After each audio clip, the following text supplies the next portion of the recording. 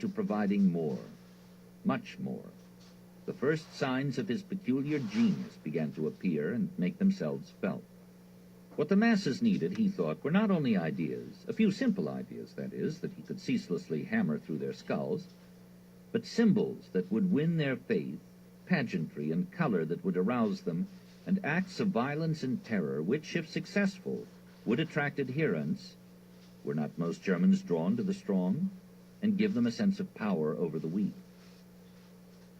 In Vienna, as we have seen, he was intrigued by what he called the infamous spiritual and physical terror which he thought was employed by the Social Democrats against their political opponents.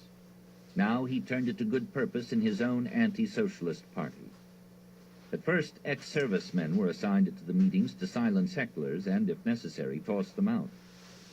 In the summer of 1920, soon after the party had added National Socialist to the name of the German Workers' Party, and became the National Socialist German Workers' Party, or NSDAP, as it was now to be familiarly known, Hitler organized a bunch of roughneck war veterans into strong-arm squads, Ordnertruppe, under the command of Emil Maurice, an ex-convict and watchmaker. On October 5, 1921, after camouflaging themselves for a short time as the Gymnastic and Sports Division of the party to escape suppression by the Berlin government, they were officially named the Sturmabteilung, from which the name SA came. The stormtroopers, outfitted in brown uniforms, were recruited largely from the freebooters of the Free Corps and placed under the command of Johann Ulrich Klintzig, an aide of the notorious Captain Erhard, who had recently been released from imprisonment in connection with the murder of Erzberger.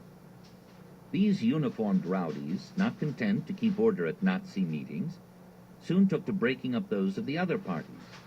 Once, in 1921, Hitler personally led his stormtroopers in an attack on a meeting which was to be addressed by a Bavarian federalist by the name of Wallerstedt, who received a beating. For this, Hitler was sentenced to 3 months in jail, one of which he served. This was his first experience in jail, and he emerged from it somewhat of a martyr and more popular than ever. "It's all right," Hitler boasted to the police. "We got what we wanted. Wallerstedt did not speak." As Hitler had told an audience some months before, the National Socialist movement will in the future ruthlessly prevent, if necessary by force, all meetings or lectures that are likely to distract the minds of our fellow countrymen. In the summer of 1920, Hitler,